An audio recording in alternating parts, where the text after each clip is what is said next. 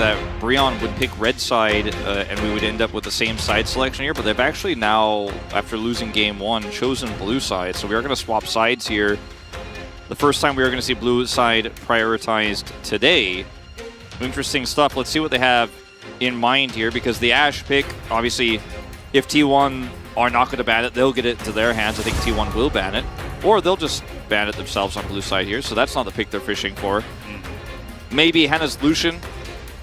It's 4-1 on the champion. It's been by far his most successful this season. Could be another thing they look for here. Taking the Caitlyn away. Maokai going to be banned every game. Sorry, Umpty. Not happening today. Just play Lilia, man. He might. It's time. It's game 2. Game 1 didn't go your way. Kind of got bopped. There was the one play you guys had. Just play Lilia. I do feel like a first pick Lucian is potentially on our way here. Kassadin ban. Let's see what T1 banned last year. Varus still very strong here as a first pick on blue side. Silas, interestingly, making it through the draft, now banned away. Nami? I mean, yeah, you could do that. You could also first pick Lucian. Yeah. They always seem to first pick the Nami, though. First pick Azir. I don't think that is what they're going to do, but the Silas ban does feel really suspect. And, I mean, this is a pick that is still very strong, but the reason why when I see the Ashe first ban here on Brion's side, I'm like, well, they want Lucian, it's Henna, right? It's a Henna-specific pick where he has looked, like you said, like a reliable player for this team for the first time in 3 years, and now he's got a strong pick. He can first pick prioritize, and it's very difficult to deny the Nami away. We have seen Keria play the Draven Nami, but unfortunately with this Vi pick, he won't be able to take both, and I don't think they wanted to play that anyways. The Draven's still a risky pick actually into this. Usually teams will just kind of shake hands and say, we are going to play the Zeri. All right, well, they know what they're going for. Let's see what Bro go for now that Yumi's not a champion. And Lucian Yumi kind of taken away. Umpty's nodding his head. We have seen a lot of teams trying to break up Lucian Nami just falling flat, though. We have really seen this. It's going to be Sona. Okay. Wait, who's this champion? Never seen her before. Well, it's very popular for a Nami replacement. Allows you to push through very hard. You have a lot of sustain. And there's a lot of poke damage as well from Sona, actually, in the lane. Maybe they'll play like Sivir or something. Or just Zeri Nami? Okay. Can't say this was on my bingo card for today. Did not put that one on the list. Yeah. All right. Well, there is not a lot of synergy with this duo. Now, obviously, there's a ton of burst damage if you end up getting hit by the bubble. You know, the push is real. You can force your way through there, but you don't want to be trading very aggressively with Lucian Sona in this lane. T1 with a lot of confidence with how they've been playing their bottom lane, but some of the very few losses we've seen from T1 this season have been around unlikely duos, let's say, in the bottom lane. The Twitch Ezreal, that comes to mind in the most recent. We saw the Jinx pulled out by Guma. Didn't go very well either in the Hanwha Life series, so this does make you skeptical, as we will see a ban on the Gnar here. So Renekton and Gnar taken off the table. Very interesting. I thought Zeus could just hop back on it, but maybe with the Renekton ban and a lot of other kind of split push heavy top laners still available. Yeah. They don't want to go for it this time. I think that now it's going to be, okay, you better ban K'Sante, and if you ban K'Sante, we'll take Fiora or the Jax if they'd like to. There's the K'Sante ban. And even blind, I think you feel pretty good with Fiora, but they don't have to blind it because the Sylas is banned. They can take the Azir first. T1 in a really good spot in this draft for getting Azari online later. With the exception of that Nami, we'll see how it goes. So the Akali is open here, and it's going to be the response for Karus. That's probably been a little bit for Karus. Feels like that gets respect ban against him a lot. Yeah, he's only played it once this season. Yeah. Efforts. We'll pick the Jax for the team. It's going to be Jax Fiora on the top side. You would think so. Let's see what they want to go for. Let him cook! Valdez, let him cook! Oh my god. Xayah top? Riven? Don't do it. Don't do the Gragas. Don't cook that one. It's very strong here, very safe. And he will do it. Imagine if he just pulled out the Riven and just... Not meant to be this game. Nami. Lucian, Zeri, Nami, Sona. Yeah, they were listening to my thing, and I guess they got the names mixed up. All right, well, there is a lot of power in this Lucian Sona lane, and the Sona ultimate is not as long range or as deadly as the Nami ultimate can be, but it's still very strong. And when you hit level 6, you can have that power there. In the early game, too, you can use that in the first 2 Drakes, first Herald, for example, depending on when those are taken. You have a Wukong, lots of skirmishing power here. Whereas on the side of T1, you have Azir, mid-game fighting, you have Zeri scaling. With the Nami, you can peel very well and also set up big ganks. So, I mean, it's not... The Nami's not all bad, right? It's a very strong support in terms of what she can do on the map. It's just in the laning phase where this could cause problems. That is kind of crazy. Scrolling through too fast. Yeah. Keria fan and Guma fan. Also a couple more POG votes. Okay. Yeah. We're going to wait until the gameplay comes up first, okay? I did vote for Keria, top left girl. I did vote for Keria the last game. Didn't go through. She said she has to take the last train back to Busan. Well, that's a long journey. Yeah. So she says, you know, get the win, please, because I got to go home. Hoping for the 2-0, perhaps. Well, if she's taking the last train, she probably got her ticket already. Whether it finishes early or not, she's going home late. But she's still probably hoping for a 2-0 for T1 standings here. Unique draft with the Nami denial. We'll see how it plays out. Very strange. Let's see how this one cooks up a game number 2 for us as we hop onto the Rifts.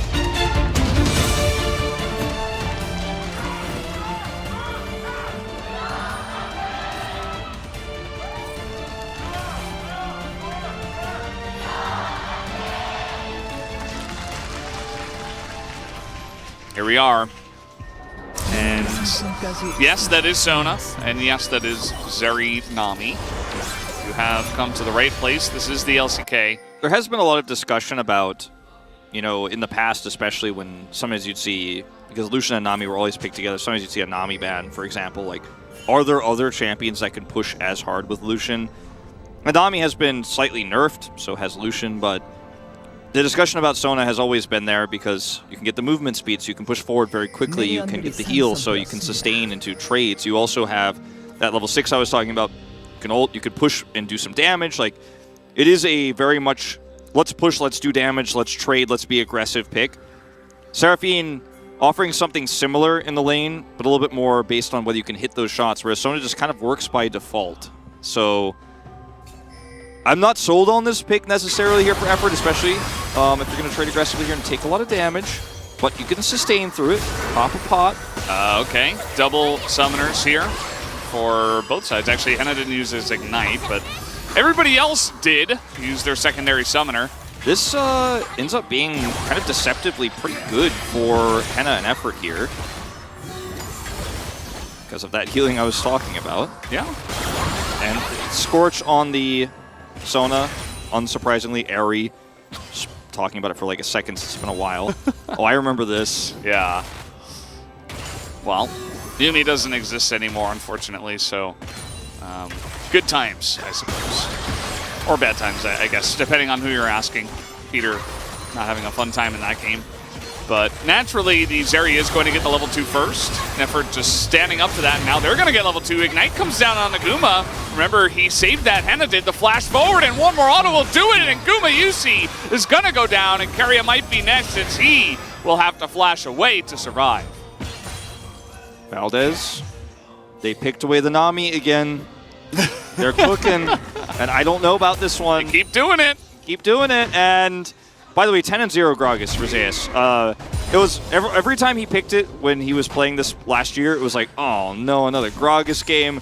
But he never lost. Like you were just like, I want to see him play the flashy ones. It's really fun. Yeah. Very good Gragas player. But back to the level 2 fight down there. Remember, Sona, she does a lot of damage in the early levels. Henna saved his Ignite. Henna saved his Ignite, as you mentioned. And there's only so much you can do here as Nami. The cooldown on the W is pretty long. This was just a complete misjudge of the damage output of these champions here at level 2, especially considering the Ignite.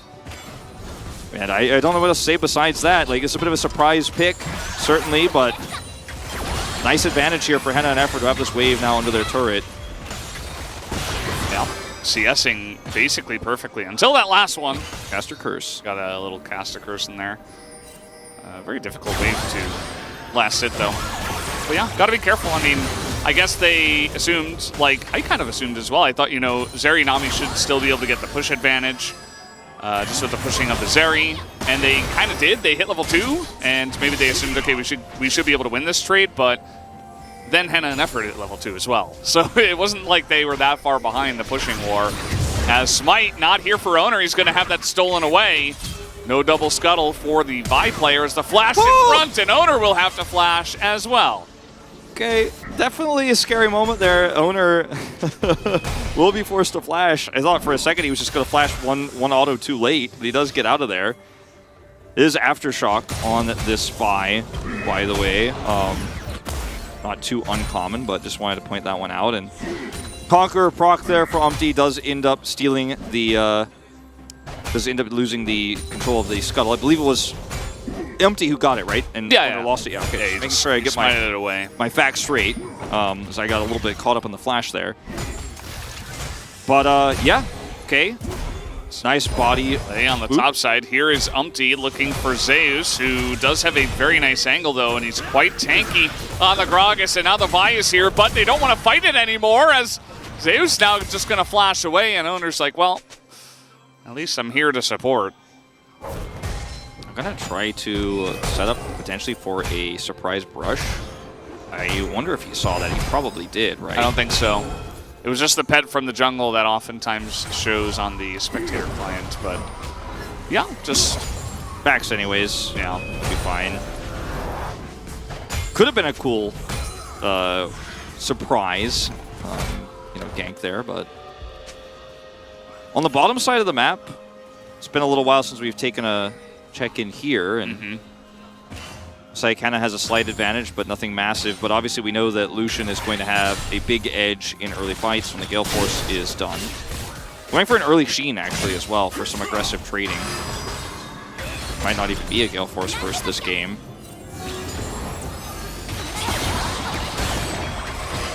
And, I mean, trying to get that Spellblade to proc and do some extra damage here in this lane, but it's hard to all-in now and get those kills before level 6. Yeah. It's going to be very interesting to see how the Sona is going to work in this professional match. I mean, just because it has been so long, it's been over a year. And the Sona, as we know, it scales incredibly well. Just needs a lot of time. It's why we were seeing Sona a lot in the AD carry role, if you can call it that. Maybe just in the carry role alongside of stuff like Seraphine and other enjoyable champions. Because eventually your team becomes really unkillable. If the game goes long enough, you just provide so much in terms of buffs and in terms of healing as well. It is crazy what you can do in the late game, especially on setting up for objectives. And T1 have this hard engage, right? They have the Nami, they have, more importantly, the Gragas, right? The Vi, and Faker can even set up for a scoop. But anyone who comes in for that type of engage can just get Sona ulted. And then there's follow-up damage, right? They have the Wukong, so trying to go in on this Sona becomes very complicated because there's so much peel. And then high damage on this Lucian. And the single kill actually did go over to the Sona, as was pointed out earlier. So it's not a massive lead for the Lucian or anything like that. It's not first blood, it's just an assist. So these are small things that T1 have that make the situation a little bit more manageable. And there hasn't been any follow-up, it hasn't been able to do anything 3-6 like we mentioned, and the Lucian Sona kill pressure is just kind of a little bit slow at this point in time because Keria can help sustain on this Nami pick. So we're watching a Jax versus a Gragas. For quite a while now. Yeah, I'm kind of mesmerized by the small micro movements of Jonas Strong, our observer, as he tries to keep it centered on this. More so than actually watching the matchup, just because, I mean, it's Gragas, right? So, I mean, now Umpty is up here. Yeah, level 6 is hit, but Zeus respecting it. Yeah, very safely. He knows that Oner has hit 6, and so likely Umpty will have it as well, and they don't have vision of the Wukong, so... Because... They have a really good read that Wukong is on the top side of the map right now. Yeah, they're going to set up for this dive here. Uh-oh. Henna just dashing forward, so this is going to be their opportunity. As Oner dashing further, culling is huge on a Keria, but now Henna goes way too deep, not noticing the Vi behind him, and they will hand that kill over to Gumayusi. Either he didn't notice, or by the time that the vision was there, he was like, well, I'm dead no matter what. I'm going to see if I can get this kill first, but he's unsuccessful. This is, going to be the Wukong flashing on top of the Nami. There is the Sona ult as well, straight into Guma, who did have flash, but was not able to react on time or decided to save it. And that's going to be the end of that. Really nice turnaround. Oner getting off that Drake real fast after that. As, yeah, they're like, Umpty should be topside. They had a really good read on it. I think that was a really good call out from you, is that clearly, based on the positioning there of Oner and where they were in the lane, they were like, okay, well, he's probably topside. Zeus showing a lot of respect, and then they collapse in, force that kill, and right afterwards, he does show up. Umpty's like, I am here. So they're going to go all the way back to this Vi. And at this point, Henna has level 6, Effort does not. So there's no way Effort can heal. And I think Henna just realizes, like, I got to try to go for this. He's unsuccessful, doesn't do enough damage. Effort gets away. Then hits 6 here during this fight. As Umpty comes in with the flash, there's the 6 with the first kill. Boom, just at basically max range. 2 kills for the Wukong. And Oner is out of there. Not holding on to that Drake. So now Umpty's in a really, really nice spot. He is going to be hitting that first item very quickly. Henna, no flash. You can see that there's a little bit of a setup now with Oner in the bottom side. Let's see if they can set this up. If he face checks, no, he's just going to put in a ward and not just run straight into the Vi. Good for his sake. Still could be hiding, they don't know. I'm going to be playing this one very carefully. Speaking of, trying to clear a ward. He's still here, but so is Umpty. So there is a chance we get a little 3-on-3 action depending on how long Oner wants to stay here. Umpty has no flash, so hard to close the gap here. And Keria sitting on that tidal wave, so I don't think Rion really should try to force this. Our observers are still keeping this a secret, and now... He's in base, you could see him on the map. Yeah, their top side. Now, as you say, now it's revealed. Don't watch this. I don't... I mean... Wait, you don't want to see Morgan CSing under turret? I love me some Zeus 10-0 Gragas, but... How about Faker? Yeah! How about some Akali versus Azir in the mid lane? How about some Akali versus Azir in the mid lane? Nope, back to top lane. We have to watch this. We must learn. I think what the observers are showcasing is that Zeus has handled this matchup so well, so early. He's actually pushing waves in. He has a lot of control here. Isn't using his cask, still has his flash up, and a matchup that if you mishandle, obviously the Jax can very well get the better of you, but it's just so safe, it's so hard, because you can just body boop every time he tries to counter-strike. Now this time he does get it, though. Yeah, a little bit of an issue for Zeus. He's just going to walk it out, though. Doesn't ult, doesn't flash, nothing like that. Really good for Morgan to not commit the flash, because the flash and the ult are there, and Zeus could have actually just turned that into a kill easily if he decided to flash there. He'll end up under turret real quick with that cask available. Been a very quiet game after those exchanges on the bottom side. So maybe Oner will do something about that. He is hanging around. He's getting a lot of vision in the enemy jungle as we speak. Umpty might run straight into him. Umpty take this camp. An item up, a level up. Don't think that Oner's going to be sticking around very long. They said they nerfed the leash range. I don't know about that. Brings the Raptors all the way back to his base. Trying to make him into a new jungle pet. Jungle pets? Yeah, a new jungle pets. Caitlyn told Violet, you only have one pet. Don't bring those Raptors home. Don't give them names. Yeah, the second you name them, it's over. It's the end. They are part of the family now. Sona has the greatest gold lead in the game over Keria. Sona First blood. Yeah. Very strong. The Infernal Drake did go the way of Bro because of that bottom side fight as well. Maybe a Hextech this time, or maybe just another Chemtech. So what do you think, Wolf? Another Chemtech. Surely. At this stage, you know, with the speed at which this game is unfolding before our eyes, it's the only thing that makes sense. It's the only thing that's on theme, you know. True. I could see an Ocean, you know, I could see an Ocean, but no, Hextech. Yeah, absolutely I think not it's out of the definitely not Hextech. No, absolutely not.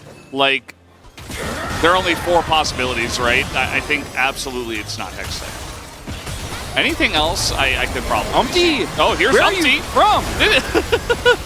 Where did he come from? Where did he go? Well, he's actually going into the death chamber as the bubble is huge. Keria just going to put an end to that as Guma says he wants another piece. And he's going to be regretting that. Faker is coming down here, but uncertain about whether or not to go. He will decide against it. I think that's why Guma went in, because Faker's calling, I'm coming down, I've got ult, I've got flash. Zeus, can he boop him? Well, he did in one way. Cask boop. Little cask boop. Please don't launch it anymore. Ult advantage to Morgan. Yeah. Hype. Jack's ult advantage. Okay, so Umpty, look at where he is. He actually wrapped all the way around while Faker was backing with Karas here. And he is seen, but stun comes through. And he actually just gets tidal waved and bubbled. Ooh. Just very clean from Keria, very easy. This is why dives are so difficult. And then Guma just wants to chase with Faker and... We're back to top lane. It looks like there was a trade of summoners. Flashes, yeah, and Jack's ulted. Yeah, so I guess that's why. Jonah Strong was showing us that. T1. Stop showing me that, Jonah. Oh, it's Hextech Soul. All right, I guess I cursed it into existence. Yeah, it's very good job, Valdez. If you cast your curse hard enough, your dreams can become real. And these will be heavily prioritized now, thankfully. Yeah. So, wow. So we're going to be fighting over these. These are going to matter. Yes, and very good for both teams. Extremely good. Extremely good. Pretty much that's the rule. There are very few comps where it's not good, but I think both of these are on the higher tiers of how good it is for comps. And it's going to be spawning here in 4 minutes' time. We've traded Drakes. T1 picking up the Cloud. So no action just yet. But strap in. Just you wait. Strap in, LCK fans. As Brion actually on the top side of the map grouped up here, we'll start off this Herald. And with the Sona set up here with ult in the choke, very difficult to actually collapse in. Faker down a level, probably about half a level at this point, but not going to be rotating over. There's no objective on the bottom side of the map except a lonely Henna. And it looks like they want to set up for this dive. Really quick reaction here, but the Hextech portal for Keria means he can come over and try to set up the tidal wave.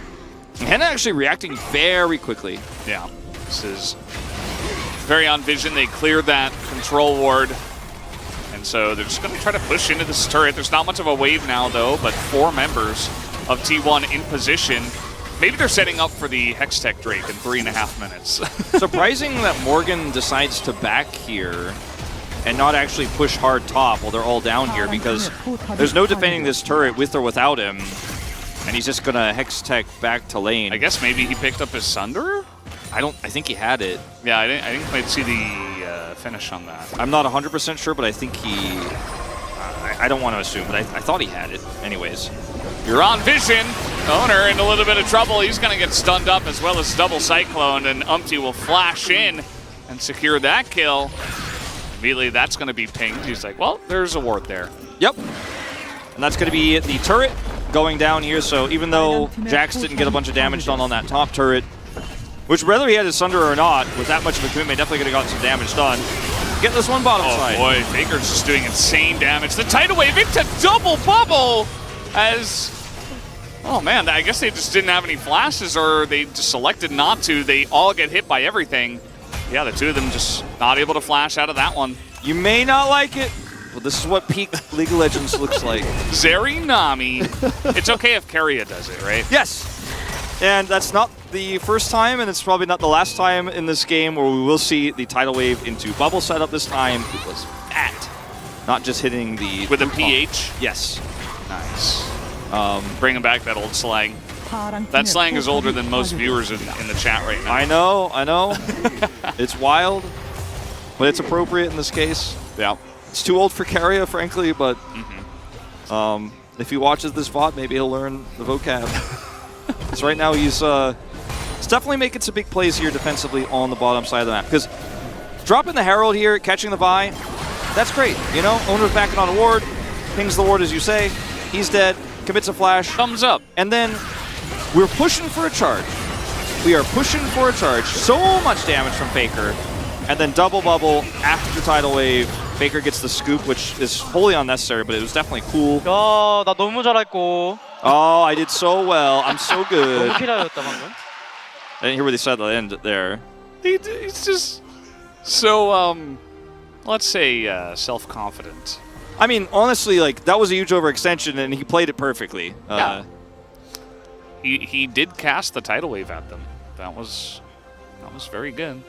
Faker has done such a good job this game of being aggressive and trying to punish those bottom side plays. Like we did see him rotate over onto the Dragon that one time when he had some extra prio. He's just not going to sit on his lead and take it forever.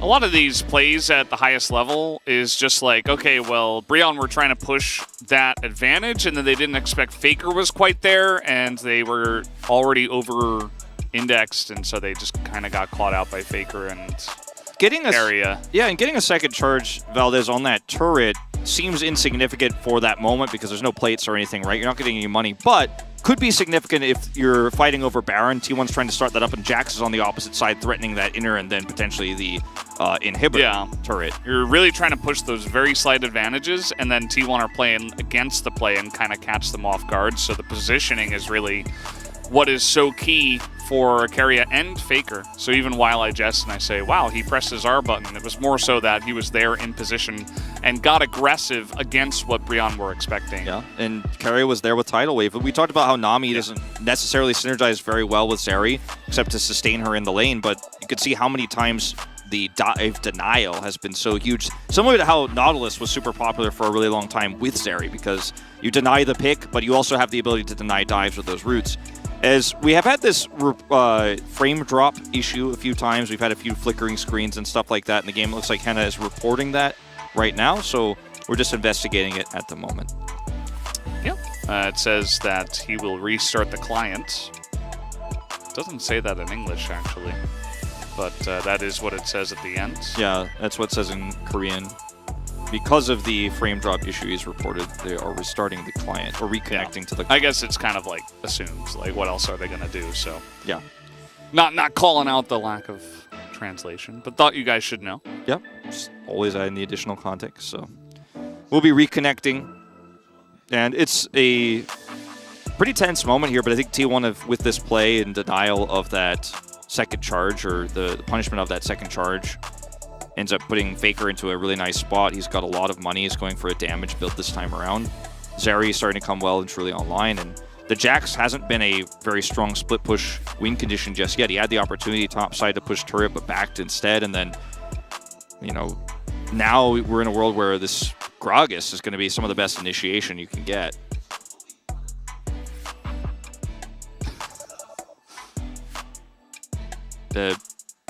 Okay, this is levels deep. The Baron head is tasty, like... Yeah, I think we're missing a reference, but that is the... well, it's a lot of different Hanja here that I don't know.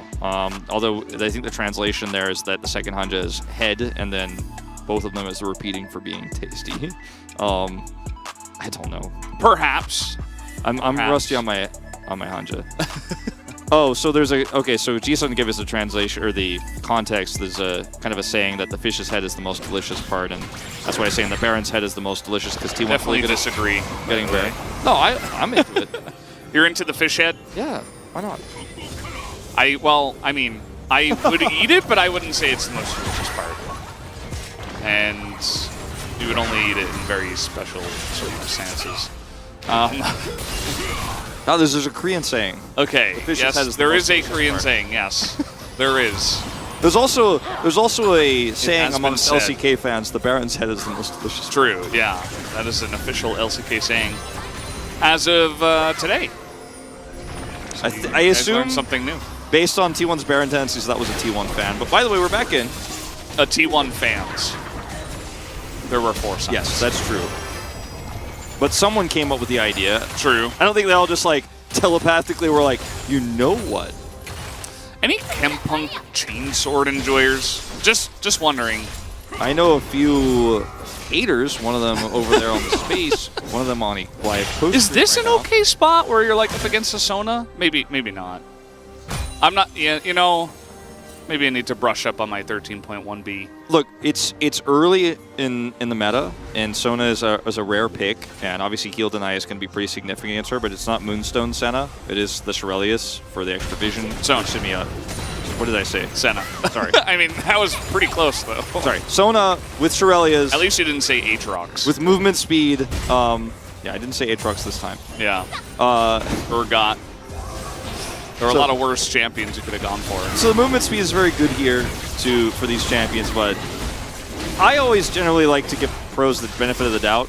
I know not everybody does, but I think it will be useful. Is it the most efficient item? I don't think so, but hey, you know, Oner's going to do what he wants to do, and he will deny some healing, and they are very ahead. He's a big fan of denying healing, I guess. He will do that. Okay, we're going to get on top of Henna here as he will be swept up and down he goes. So that's going to be the end of him. Effort also just going to die. By the way, guys, this is 20 minutes into the game, and they're diving nearly the inhibitor turret. And they're not even that far ahead. Nope, did it. I mean, their comp allows for this type of play. Faker ulting for this, and now they have control over the Baron pit. No AD carry here. And the Baron's head's the most delicious part. Yeah, there is a saying amongst LCK fans that the Baron's head is the most delicious part of the Baron. Here we go. Oh, max range. Well, in goes Umpty, in goes Morgan as well because they have to, as this is a 3v5. Faker is pretty low and he will get traded back. Car's going to miss the Shuriken, unfortunately, but... Wait, hold on. Hold the phone. Karis. They stopped the Baron with that. Yeah. And no one can push towards this really strong Akali right now. And with Sona back up, efforts here, no ult or flash or anything, but just don't want to be messing around with that. And they will stop the Baron.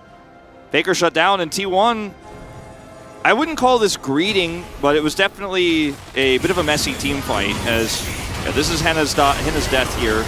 Moments before, Effort ults, but is caught by the end of the Nami ultimate here and is taken out, so lots of burst damage here. In this fight, Morgan does a ton with this Counter-Strike and, of course, the Wukong coming in. So Wukong comes over, then the Counter-Strike is there, so lots of CC on top of Faker. And if there was a Lucian here, this would have been a wipe. But they decided to go for this Baron because the Lucian and Sona were dead. It was still really nicely played from Umpty, and then the Counter-Strike follow-up there from Morgan. So lots of CC means, ultimately, T1 are pushed off the Baron. Still only a 1,500 gold lead.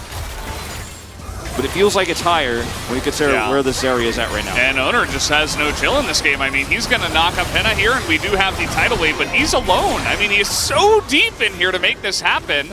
And it looked okay, but the rest of T1 just could not extend that far. By ult with a lot of different CC in the game, you go, yeah, thumbs up, synergy's there. You know, Ari's banned a lot when this happens. But, you know, the tidal wave, not the most quick one of the synergies that you could have. Very far away, very slow to get the follow-up damage. I think they wanted to pick Seraphine. This is a lot of poke, though, as a massive cask is just going to separate everybody. As here we go, the Sorelia's there in it. And looking for the kills, although Umpty is pretty far alone on the right side. He will back up and look for Keria now as Faker just on the run. But look at Karis, he is chasing them down. They learned about this. They turned. They learned and they turned. And now Zeus here. Any turn learners? Any learn turners? They learned to turn. They learned to turn. It's improvement in real time. Wow. And this ends up being pretty good for Breon. All things considered, trades like this, you are feeling very good about getting back into this game. As, going all the way onto this Lucian, the follow-up tidal wave is there, but where is the damage? Guma, Keria, super far away. And just dying here, and then getting this Baron down to 8,300, deciding, okay, now we need to back away. The cask, not great here, actually, just kind of pushing them away, and then the follow-up is there. So much damage from Karis. Numpty is so sticky here onto Faker, and this team is cut in half. The DPS is on one side, the support and front line on the other. So 1 for 1 here, but when you're trading and you're the team who's behind, you feel really good. Now, Zeri is still a big problem. We haven't seen T1 actually take a quote-unquote front-to-back team fight on equal footing. Yeah, it's been a lot of skirmishes. And Faker did not go for the Leandri's build. He went for Burst, so there's a bit of a disconnect between what he's trying to do in this draft to set up for the Zeri and some of these skirmishes T1 are opting into, right? Like, Oner's playing this like it's a pick comp, Faker's playing it like it's a burst pick comp, and Guma's like, well, I'm Zeri still, and Zeus is playing this like it's a burst comp as well. A burst pick comp. He has gone for AP Gragas. Not looking to survive that long, but he's going to have a lot of health, I suppose, and the shield, so alongside of the AP. So, new age AP Gragas. Yeah, you can see the magic resistance coming through here from Morgan, Merc Treads, the Negatron Cloak. Going to be going for Force of Nature, and very difficult to kill this Jax in the side lane, but scary times. I had to hold my breath on that one.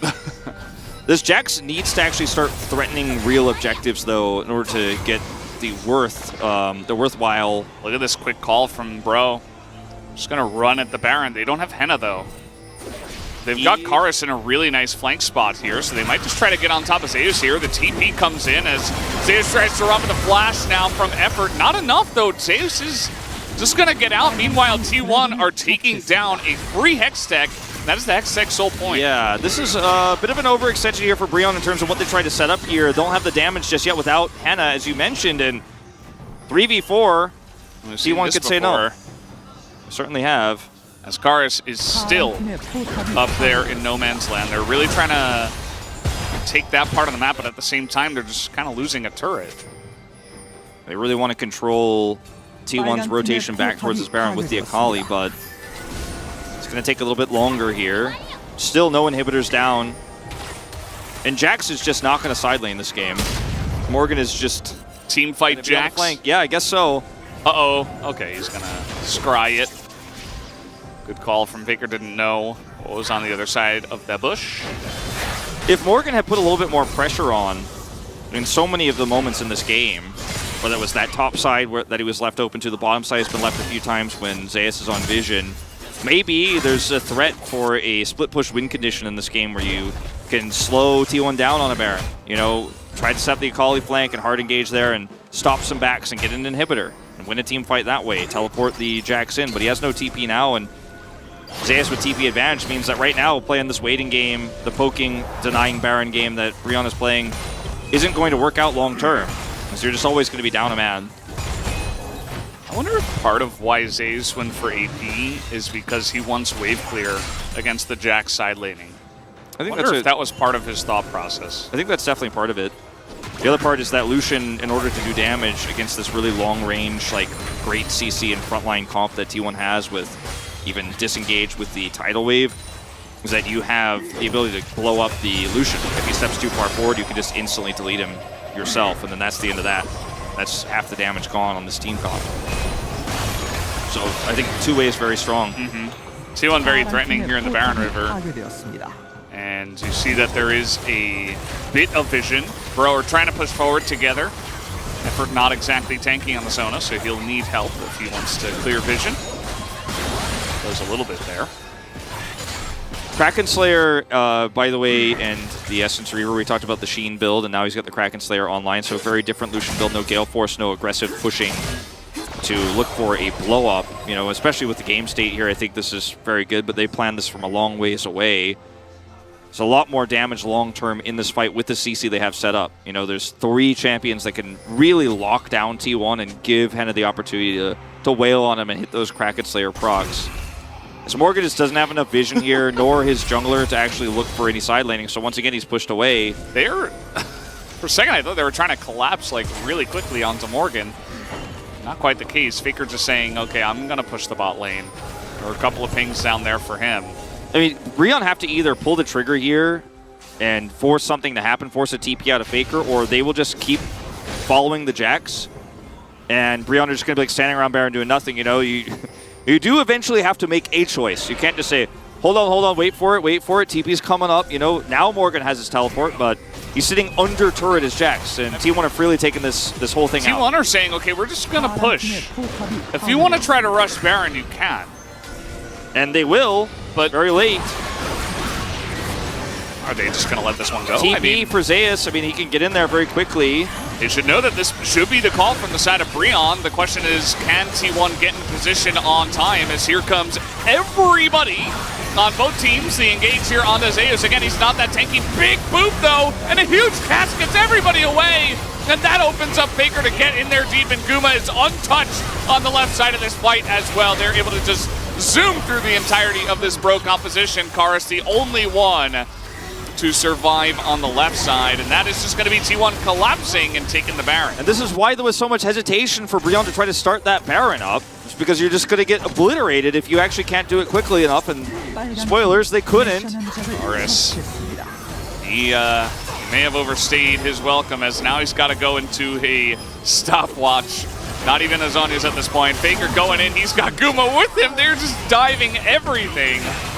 As it does feel like T1 now with the Baron should be able to take a huge bite out of this map. That should be able to open up some of these inhibitors pretty easily. It was a beautiful fight from T1, by the way. Looking back at this, the turn attempt here from Breon is pretty good. Look at Karis' angle here on the backside, but Keria and Guma come through the choke point. They say there's no escape, no retreat. Guma goes behind enemy lines here, and then Faker, once the threat of Karis is unlocked, he just stopwatches. He's like, nah, I have enough of a front line here. We have enough damage. The Akali is not going to get a pentakill. Not today. Not on my watch. Yeah. My favorite part of that was Zeus baiting them in and then booping 2 and then casking 3 and separating the Wukong away from the team.